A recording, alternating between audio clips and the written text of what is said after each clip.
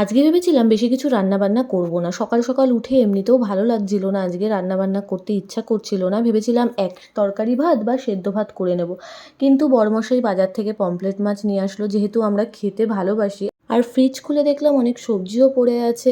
এবার কোন সবজিটা আগে রান্না করলে তাড়াতাড়ি ভালো হবে, নষ্ট হবে না, কোনটা পরে করলে, এই করতে করতে অনেকগুলো পদ করে ফেললাম।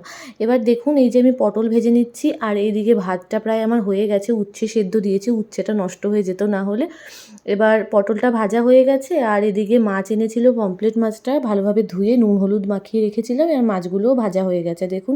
এবার মাছের ঝোলটা করে নেবো। পমফ্রেট মাছটা না বেশি অত সুবিধার না, তার জন্য প্রথমে ভাবছিলাম আলু দিয়ে এমনি ঝোল করব।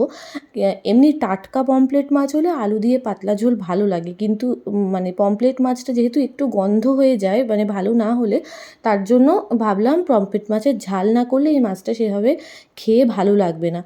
তার জন্য পমফ্রেট মাছের ঝাল করার জন্য প্রথমে কড়াইতে তেল দিয়ে দিলাম, কালো জিরে লঙ্কা ফোড়ন দিয়ে দিয়েছি, তার সাথে পেঁয়াজ আর টমেটো দিয়ে একটু ভাজা ভাজা হয়ে গেছে। মশলার মধ্যে আমি পেঁয়াজ, রসুন, আদা আর জিরে আর টমেটো, কাঁচা লঙ্কা এগুলো একসাথে দিয়ে ভালোভাবে পেস্ট করে নিয়েছি।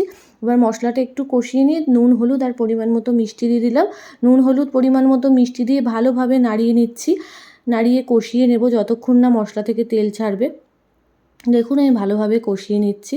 আসলে আজকে এই রান্না বান্না ভেবেছিলাম অল্প করব, এটার কারণ হলো আজকে আমাদের রাত্রে একটা ইনভিটেশন আছে, তার জন্য ভেবেছিলাম দুপুরটা সাদামাটা কিছু রান্না করে খেয়ে নেব, রাত্রে তো ইনভিটেশন আছে।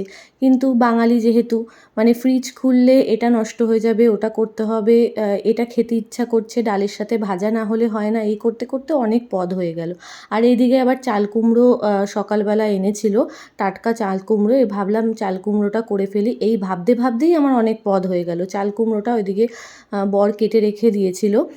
তারপরে চাল কুমড়ো নাকি মেয়েদের কাটতে নেই, এটা কোনো একটা নিয়ম আছে, তো তার জন্য চাল কুমড়োটা বর মাঝখান থেকে ফালি করে দিয়েছিল, আমি কেটে নিয়েছি। আর এইদিকে দেখুন কথা বলতে বলতে মাছের ঝোলটাও হয়ে গেছে। তারপরে আমি জল দিয়ে দিয়েছিলাম, মশলা কষানোর পর জল দিয়ে ভালোভাবে ফুটে উঠেছে, মাছগুলো দিয়ে এবার ঢেকে দিয়েছিলাম কিছুক্ষণের জন্য। ঝোলটা প্রায় মাখা মাখা হয়ে যাবে, এরপরে আমি এতে ধনেপাতা অ্যাড করে নেব।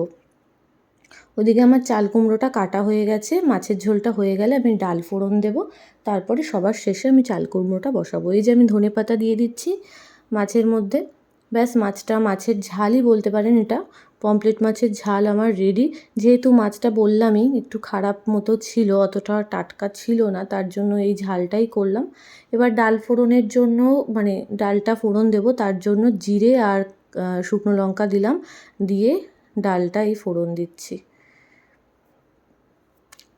ফোড়ন দেওয়া হয়ে গেছে, এর মধ্যে পরিমাণ মতো হলুদ আর নুন অ্যাড করব, একটু সামান্য। লাউ দিয়ে যেহেতু করছি ডালটা, আজকে তাড়াহুড়ো ছিল বলে প্রেশারেই আমি ডালটা সেদ্ধ করেছি, একটু বেশিই গলে গেছে।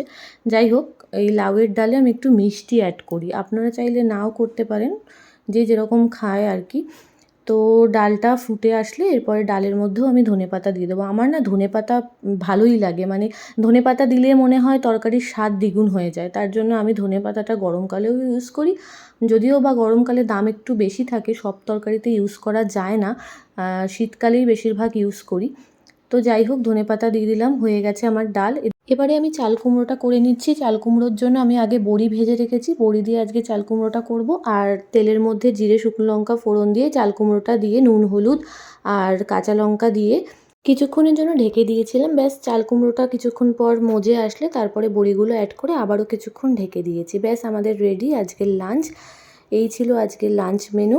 তো দেখা হচ্ছে অন্য কোনো ভিডিওতে, আজকের মতো এখানেই শেষ করছি।